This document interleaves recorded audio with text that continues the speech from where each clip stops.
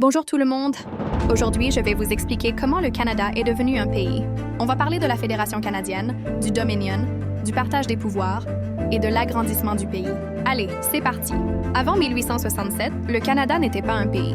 C'était plusieurs colonies britanniques, le Haut-Canada et le Bas-Canada, le Nouveau-Brunswick et la Nouvelle-Écosse. Ces colonies avaient des problèmes, des conflits politiques et des difficultés économiques, et la peur d'une invasion américaine. Il fallait trouver une solution. En 1867, après plusieurs conférences, les colonies décident de s'unir. Elles créent un nouveau pays, le Dominion du Canada. Le mot Dominion veut dire que le Canada devient un pays autonome, mais reste encore lié à la Grande-Bretagne. Le 1er juillet 1867, 4 provinces forment la Fédération, l'Ontario et le Québec. Le Nouveau-Brunswick et la Nouvelle-Écosse, c'est la naissance officielle du Canada. La Fédération crée un partage des pouvoirs. Ça veut dire que 2 niveaux de gouvernement se partagent les responsabilités. Le gouvernement fédéral à Ottawa s'occupe de la défense, du commerce, de la monnaie et des relations internationales. Les gouvernements provinciaux s'occupent de l'éducation, de la santé et des ressources naturelles.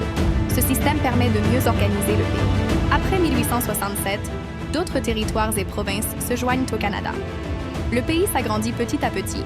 Le Manitoba en 1870, la Colombie-Britannique en 1871, l'île du Prince-Édouard en 1873, l'Alberta et la Saskatchewan en 1905 et Terre-Neuve et Labrador en 1949.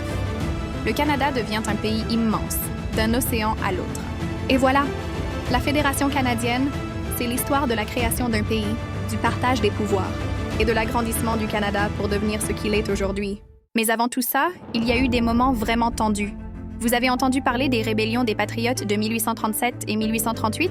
Au Bas-Canada, Louis-Joseph Papineau était le chef des Patriotes. Il demandait plus de démocratie et de droits pour les Canadiens français. Papineau disait que le peuple devait avoir le contrôle sur ses propres lois. C'était un grand orateur. Finalement, la tension a explosé en combat. Les Patriotes se sont battus courageusement contre l'armée britannique. Même si les rébellions ont échoué militairement, elles ont forcé les Britanniques à réfléchir. C'est ce qui a mené plus tard à l'union des colonies. Après la politique, place à l'action.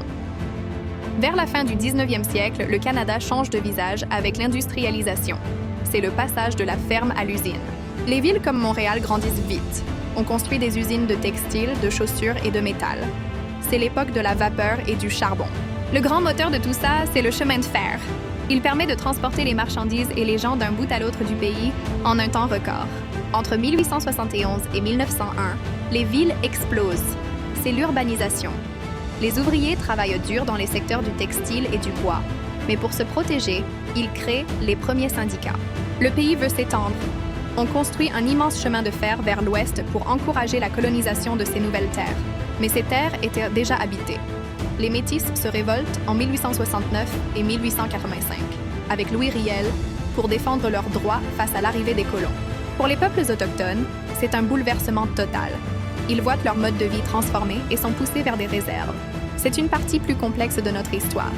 Le progrès des uns a eu de grandes conséquences pour les autres. Il faut s'en souvenir.